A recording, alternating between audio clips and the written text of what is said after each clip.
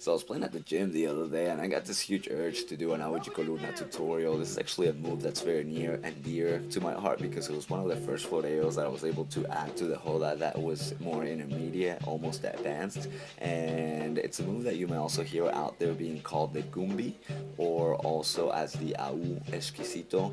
And I use it a lot in the joda, and on top of that I've actually been teaching a few friends how to do this move, and I find that they're responding very well to it, and I have a bit of an original take to it, so I figured I'd share it with more people, see if it helps you out. So with that, let's get started. And the way that this move works, it starts from the au. So this is one of the fundamentals that you really need to get down, just in general for capoeira, but specifically for this move. So you want to make sure that you're adding strength to the kick so that you have speed to it. You also want to have control with it, and then little by little start getting used to pushing your feet to the back. So basically what you want to do is you want to stick your chest out forward and push your hips back as well as your feet, and then little by little start building on top of that. Then the other thing that you want to do is you want to start building a little bit of a distance between the plane that your feet are in and then your hands are in. So you want to have your hands in a plane that's ahead of your feet, and you'll see that your feet will naturally start sort of falling towards the back when you do this. And make sure that you got this down really strongly. Again, I can't stress this enough, without learning this you won't be able to get this move down.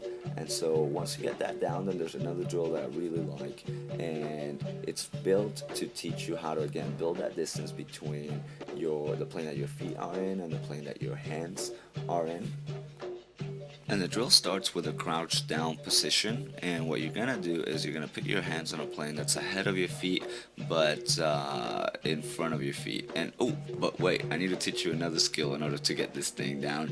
In case that you don't know this just yet, this is called a ponchi.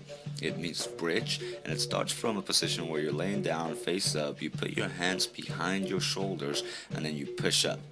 And this is going to put a little bit of stress on your shoulder joints, so just be careful with it, but you definitely want to build it. And then one way to build that flexibility and strength on that position is to do the punchy and then straighten out your legs slightly till you feel a bit of a stretch on your shoulders. With it, I used to do push-ups and different things.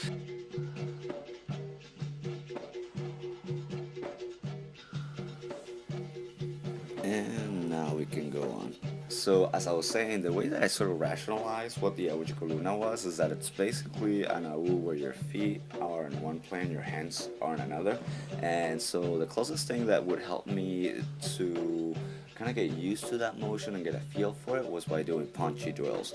And as I was saying, you want to go ahead and put your feet in a crouch down position, your hands put them in front of you, and then start doing a punchy.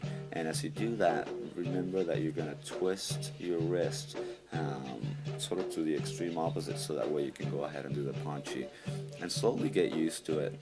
At the beginning I was really bad at this. It took me some time to get comfortable with it. But what you want to do is you want to do this drill till you are able to sort of add a little bit of speed to it, and it really helps you get a feel for how your body feels while it's upside down and bent over in that awkward coluna position.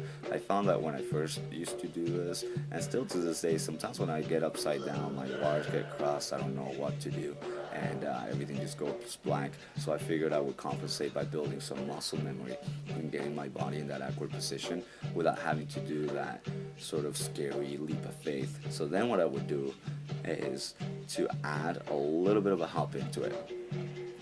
And I will tell you, you're probably gonna fall the first time that you do this, but the height is not that bad. You're basically gonna land on your back, and it's okay.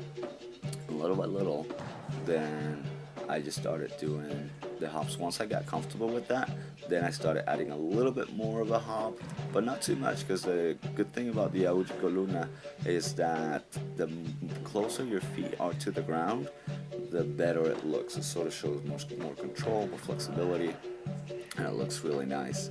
And so just take your time. This is something that, to me, it took me actually a few months, but it was definitely worth it. And now I want to show you a few ways to get into it. This is basically the Coluna, going to it from a fake quechada movement, and basically bring your foot to the back as you do the Kishada movement. You can also do it from a Melo de Frente as well.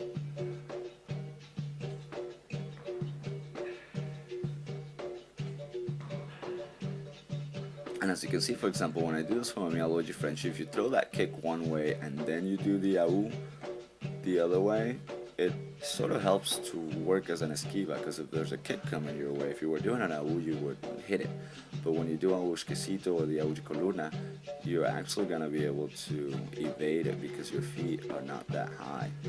This is another one that I really like. It's basically from Mealogi Compasso that goes into Negativa, and then you weave your hand through to do the AU de coluna. It took me some time to get this one, and that's where the punchy drill came handy, because I would do the punchy drill from that position to sort of get my body used to that. And so again, you go ahead and weave your hand through and then do the jump. And as you can see, that's not my strongest side, but I'm still learning. I'm forcing myself to do it both ways. And I find that on this one, speed is my friend. So just keep on going, be persistent with it. It's a lot of fun. So I'm gonna keep on showing you some variations that you can add this move into and sort of get out of as well.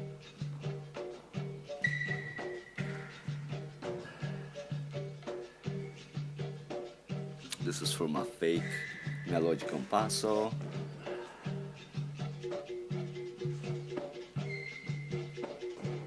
And just have fun with it.